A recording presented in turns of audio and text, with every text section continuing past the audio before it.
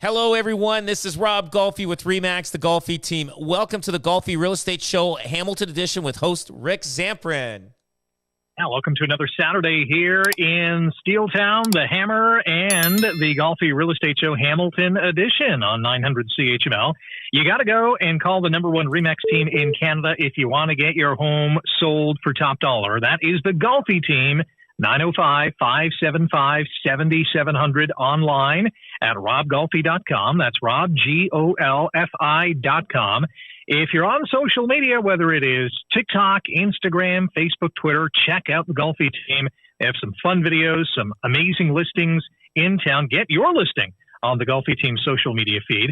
And you can also go online to golfihomevalue.com and get an instant home estimate. Go to the website, golfihomevalue.com, plug in a couple of numbers, and you get a pretty good estimate on what your house could go for on the seller's block. And you can also send the Golfi Team an email if you have a question or even a topic idea you'd like Rob to touch on during a future program. That email address is questions@robgolfi.com. And if you did not take any of that information down, I will repeat it a few more times throughout this program.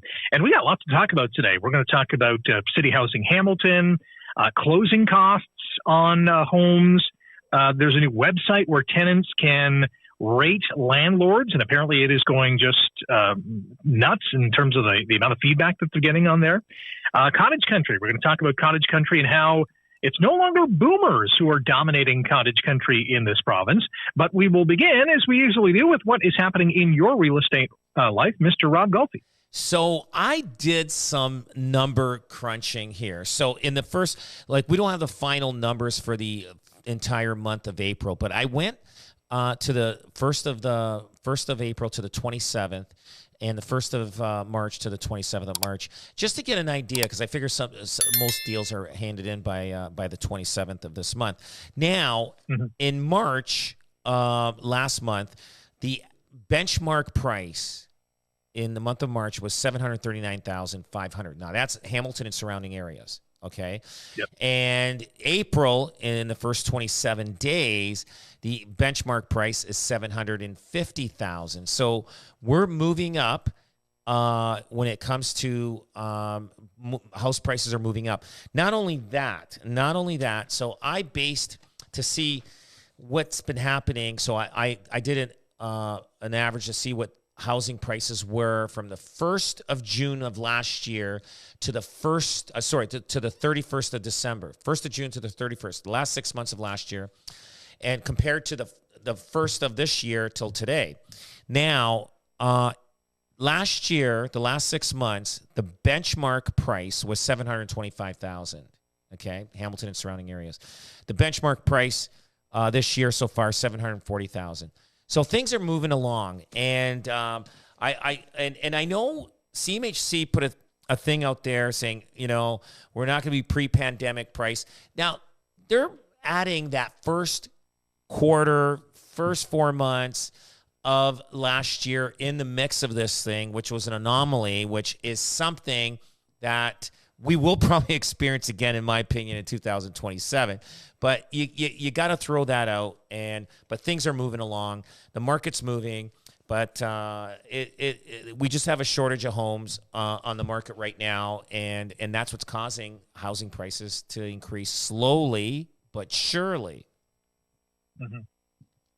So in the first 27 days of April, we're seeing that the benchmark price is $750, as you mentioned. The last 6 months of last year was $725. So is the expectation that that $750 is going to dip down a little bit in the later part of this year? I think no. I think it's going to climb a little more. I think we're in for another little spike in the benchmark price, and then it'll level out. But I do feel that we're in for another spike.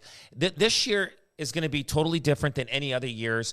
But I truly feel that we're just going to have little spurts here and there, just tiny little spikes, and to keep the market going, because there is buyers out there, and they're slowly coming in, and they're nibbling. They're nibbling. Okay, one, they caught one. Nibbling, they caught another one. And they're all doing that, and that's what's going to keep things rolling and keep things better. Again, we've got a shortage of homes out there. Like, there's a lot of people aren't putting their houses up for sale because they can't find what they're looking for, so they're hanging on a little longer than normal. There's an interesting story about fewer sellers in the market, and this spring market is kind of, well, it feels a little weird. It almost feels like it's February, even though, we're into May pretty much, and that maybe the market has a bit of catching up to do. But we're seeing more and more competitors for each and every property because that supply just isn't there. Exactly. There's a high demand, and the listings are scarce. Now, the scramble for business making some agents more aggressive out there. If you're finding an agent a little aggressive and trying to push you into something, stay away from that person. You got to fall in love with what you're buying, especially if it's personal. Now, while the lack of listings are leading some sellers to feel overconfident, like some sellers out there are wanting, hey, I want this for my house because I know there's not that much available, and that's causing houses that are being overpriced. Sellers, like I said before, sellers are not willing to part with property at less than market value. So, for instance, I had this one evaluation that I went on with one of my agents, and the bang-on price for it was $800. So the way I explained it, I said, listen, if you list at $800, you're going to get $800,000 for this house or more. And he goes, oh, okay, great, this, that. So he's agreed he's gonna go with us and everything. So as I'm leaving, he says, what if we listed at $829? I says, hey, I can do. I go, I have no problem doing that. I says, just to let you understand. At 800, here's what we'll probably do for you. You'll get full price or more.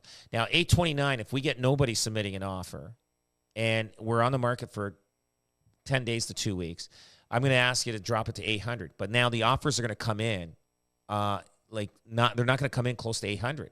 So if you're willing to gamble, roll the dice, and lose 10,000 off the 800, maybe more, then yeah, let's give it a try. But as long as you understand that's your way of doing things, not like my advice was to do it 800. And so now I'm kind of confusing him because he's like, holy smokes, which way do I go? Which way do I go? Believe me, you will never undersell a house when there's a shortage of homes in the market. So don't feel that way. But there's a proper way to do it, and you get the most experienced professionals in there, and we know how to do that, and we will get you top dollar. But be careful. Don't overlist. Like I said, I told a story where I suggested we listed $1 million for these people. We listed a little higher. I ended up getting them $1 million, but they thought, oh, that was quick. They signed it back at full price. Guess what? They walked. Then we had nothing. I tried everything to get them back. Guess what? They came back at $990. So they lost $10,000 by not listening.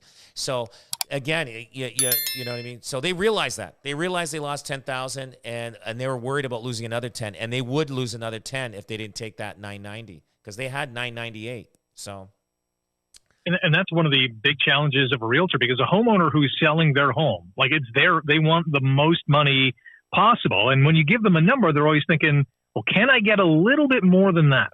Yeah, absolutely. And you know what? You will not undersell a market. Now, if the market is on a downward turn like it was last year, I would say, you know what? You gotta price just underneath the downward turn, so that when the downward turn comes to that point, you end up selling for that price. So you got to be careful, because if you're up on the downward turn, you're just going to be chasing the market down.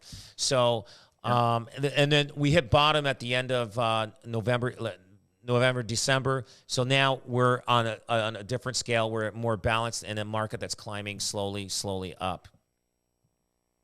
Got a couple minutes to answer a listener question from Phil C. Phil writes, when selling your primary residence, do you have to pay a capital gains tax? If not, what are the properties that one must pay capital gains on? So if you own your personal residence, and there is no capital gains when you sell. So let's say you buy a house for $500,000, you live there for 10 years, and you sell at $1 million. That's 100% tax-free, your own money. Now, if you buy that $500,000 house and 10 years later you sell it for $1 million, and you had write-offs throughout the 10 years, you ended up fixing this, doing that, you got the write-offs as you were going along, you benefited from that, you would pay a capital gains on the $500,000 that you gained. But the best way to do it is if you buy that $500,000 house and 10 years later it's worth $1 million, refinance it, take the money out, and it's tax-free. The only time you pay tax, I'm talking about investment property, it's tax-free. Yep. The only time you pay tax on that house is when you sell it. So what you do is let the kids sell it, let them pay the tax. So you benefit tax-free, enjoy that, and then when the house is sold after you're passed away, they'll have to pay the tax. But that's a lot of ways where a lot of investors, they buy a lot of properties, they refinance it, buy other properties, refinance it. They do a lot of different things. That is a good way to build wealth, and it just keeps growing out that way. Well, at the end of the day, too, I mean, the value of that house has grown, in your example, by $500,000. The capital gains tax on that investment property that you're selling and will have to pay the tax on is not going to be anywhere near $500,000. No, absolutely not. I think it works out to about 25% of the $500,000.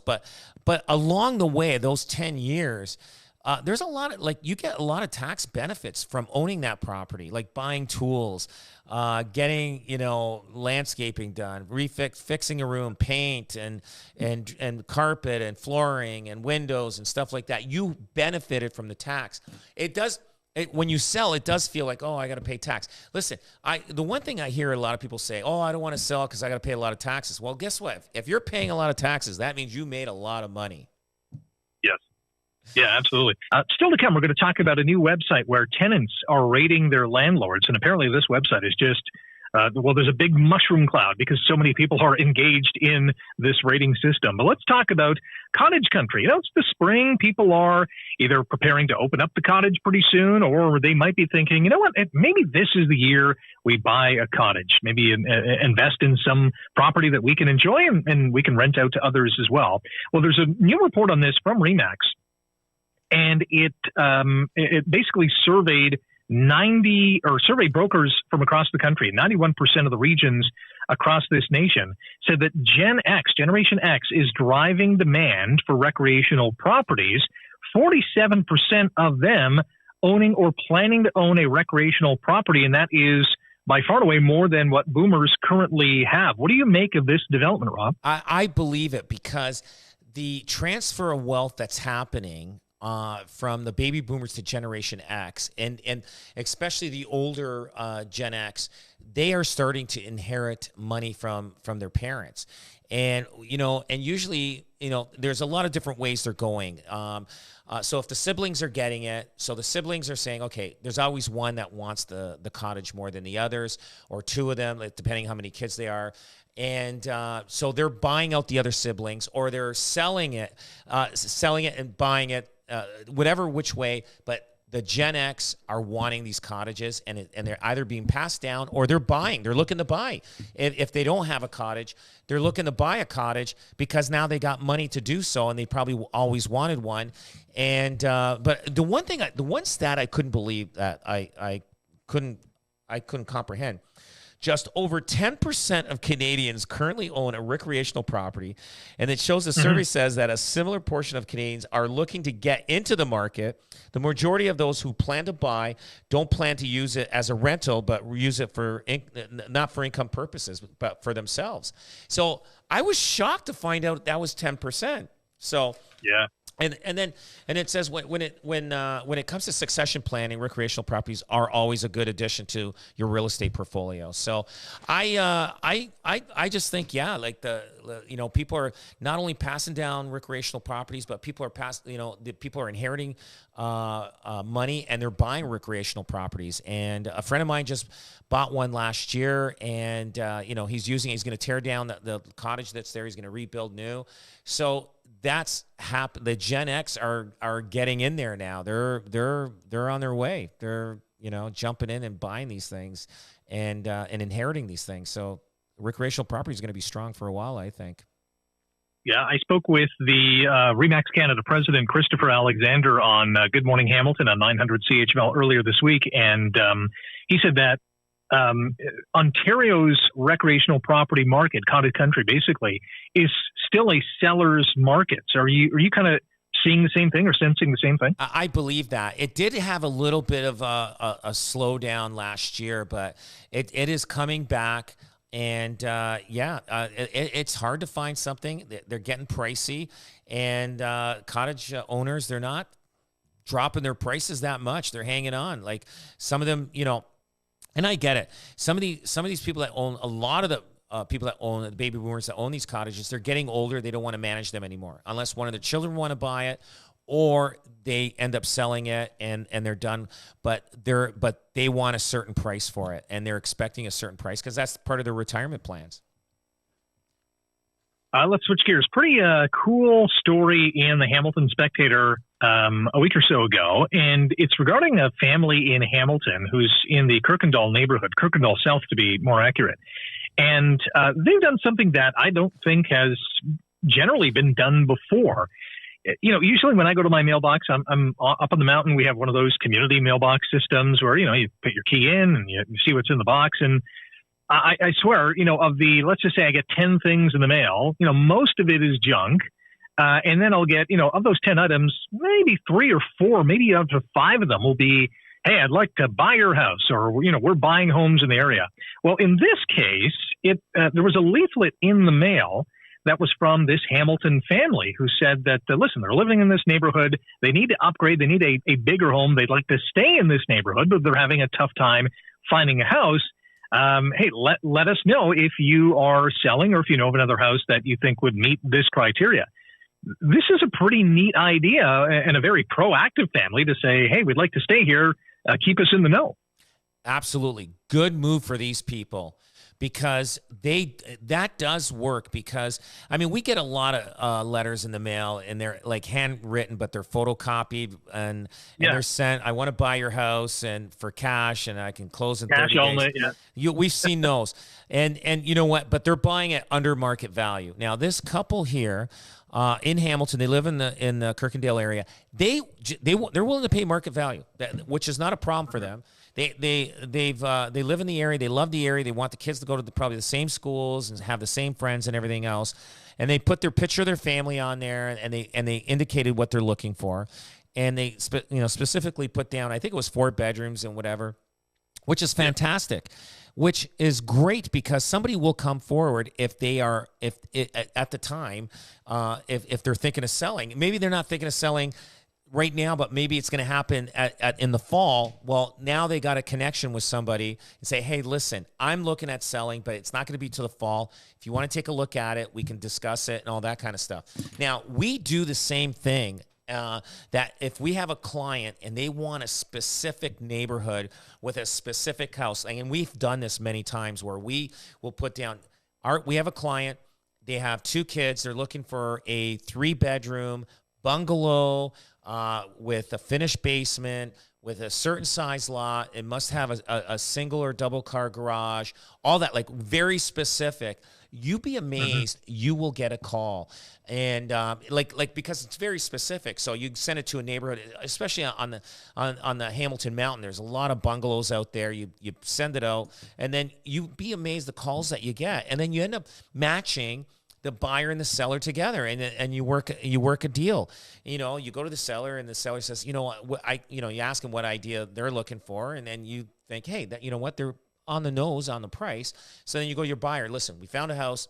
You want to take a look at it? If you're interested, these guys, they're willing to sell. So you take them through, and sometimes you put the deal together. We do that. This good for this client. Not client, but good for this couple for taking the initiative and putting a flyer out. They did, and having their picture on there.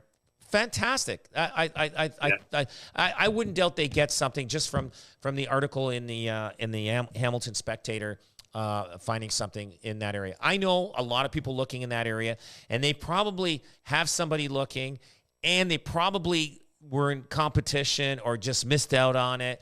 It is tough. I'm telling you, it is tough finding a house. These people want to stay in the same neighborhood. Good for them. And they'll get something. They'll get something for sure.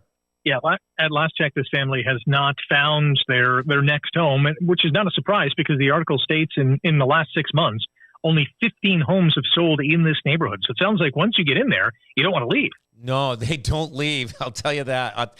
I know the neighborhood very well, and it is a neighborhood in big demand, and they go fast. They go fairly fast.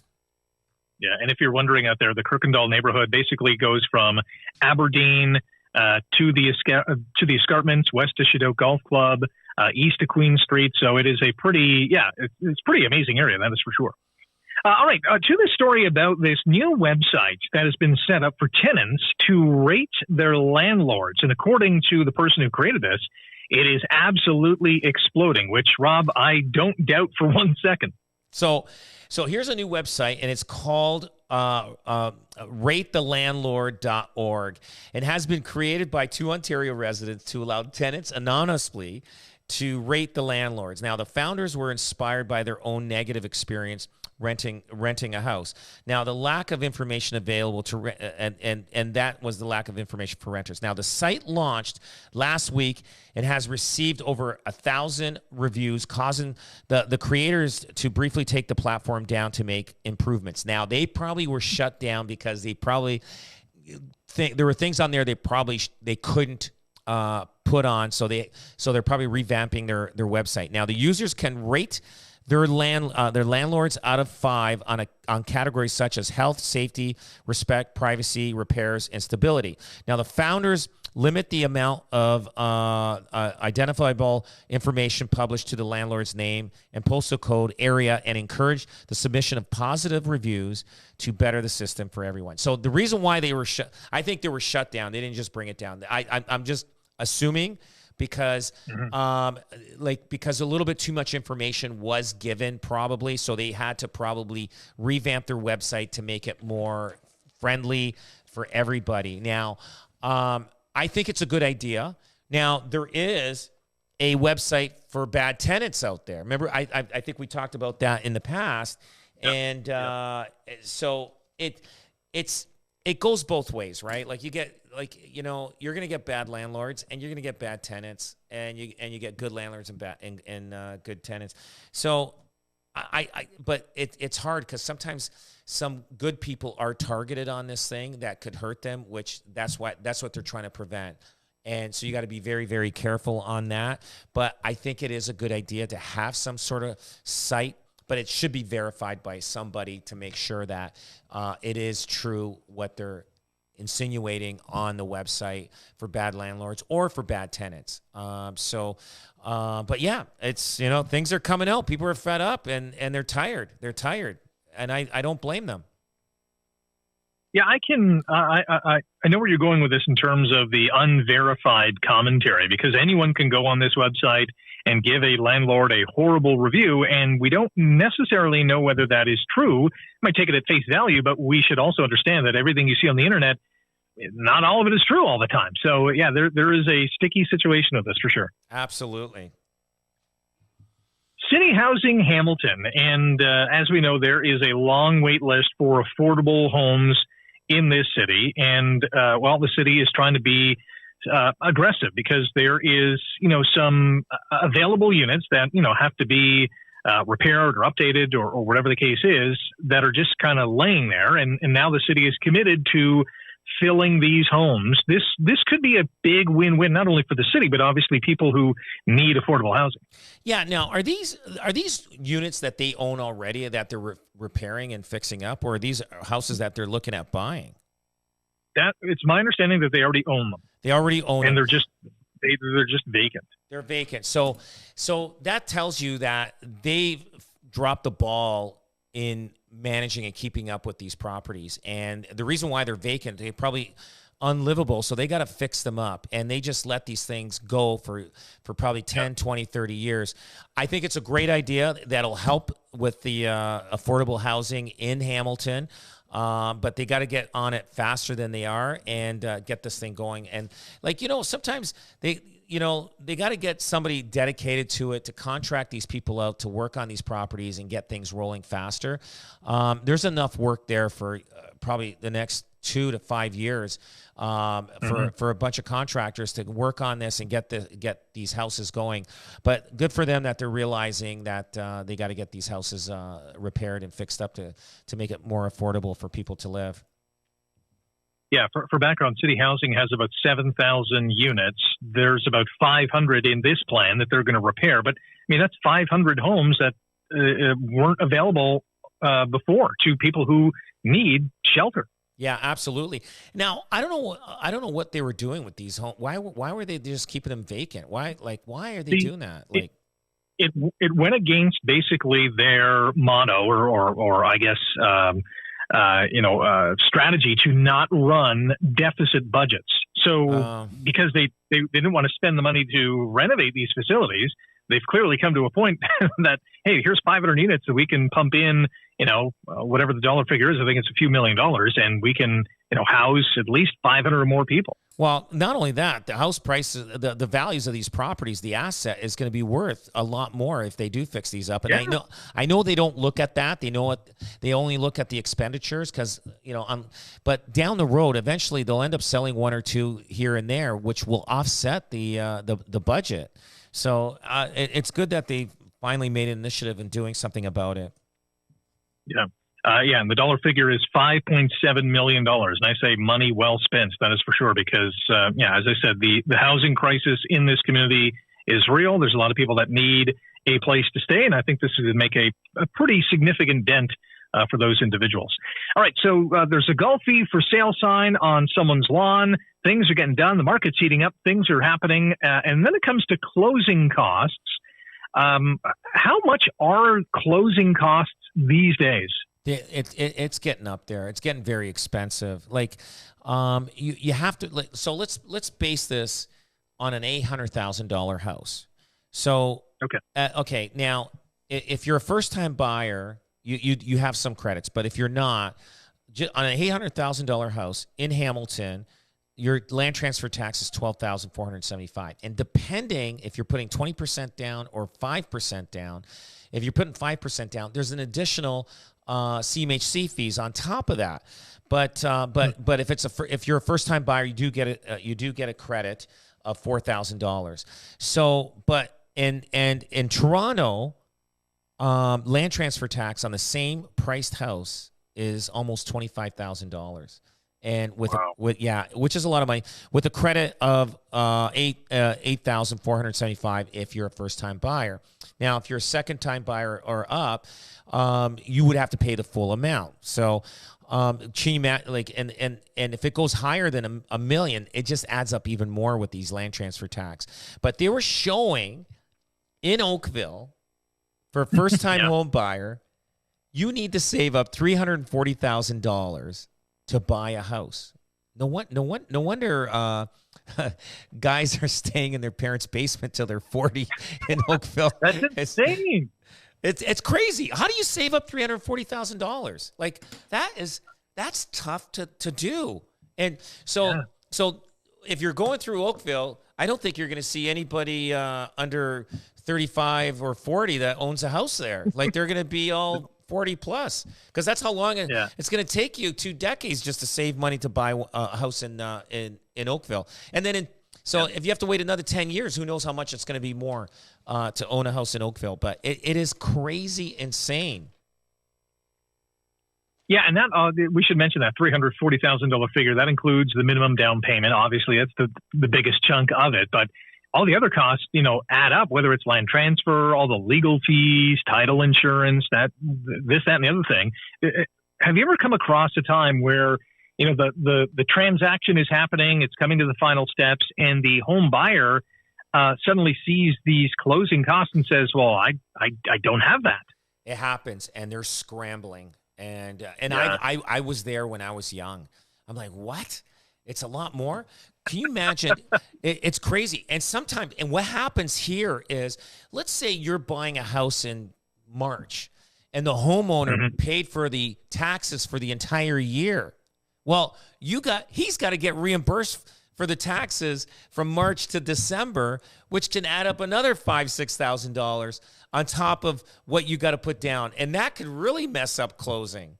And so, I'm telling you, the closing date is never what what you think it's going to be. It always works out to more. I remember when I was young, and I estimated, you round it off, you're thinking, okay, here's how much it is, and then the lawyer gives you the number like a day or two before, and you're like, what? And now you're scrambling, and you're like, you need this extra money to close this deal, and so now you're calling family, friends, listen, I need to borrow like $3,000. I need to borrow $4,000, whatever it is to make the deal. Cause you thought you had enough, and all of a sudden you get whacked with this, an additional amount. And it could be anything. There's that's how they do the adjustments on closing. Just when you're closing a deal and it's at the beginning of the year, find out if the homeowner paid the taxes for the whole year. And usually, you know who does that? A lot of the times, Europeans, because they want to get the taxes out of the way. They just write the check and go on. But you got to be very, very careful on closing. Absolutely. So just to recap, so how much money you need on closing day? And yes, Oakville is number one at $340,000. And again, this includes the minimum down payment. Milton is fifth. Burlington 7th, Toronto, by the way, 6th. Hamilton is 13th, right below the provincial average of $78,000, again, including the minimum down payment. And St. Catharines all the way down in 21st. So a little sneak peek at the thousands of dollars in other costs that you will need to eventually buy a home. Really neat story out of St. Catharines, and it has to do with a studio condo that is apparently affordable for many individuals out there. I mean, prices starting at $250,000. That's, in this day and age, virtually unheard of.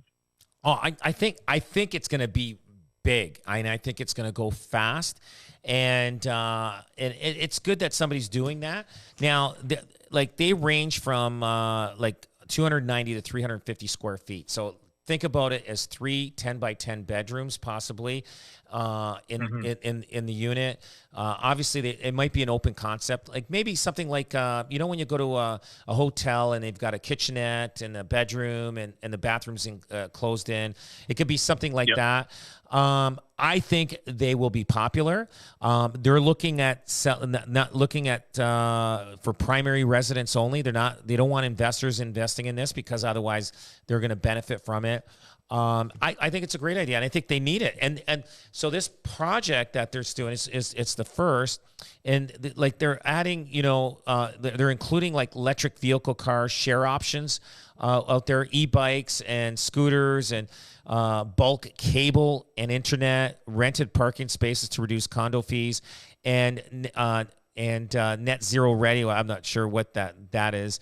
I think it's great, and they're allowed to. They'll have, rooms there that they can rent if they have big dinners, with family and stuff like that, kitchens.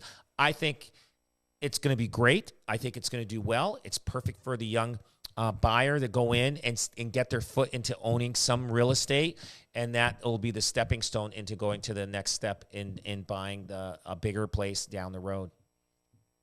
I am right there with you. I think this is a fantastic idea. Now, the condo sizes, the condo units themselves are pretty small, 290 to 350 square feet. So that's, it's tiny, but, it's studio apartment, so to speak. There's no wasted space, according to the developer. I'm almost, picturing in my mind those tiny homes where every single inch of real estate within the unit is taken up by something that, whether it's closets or, a Murphy bed or, a little kitchenette, whatever the case is, they've maximized the size of these tiny units.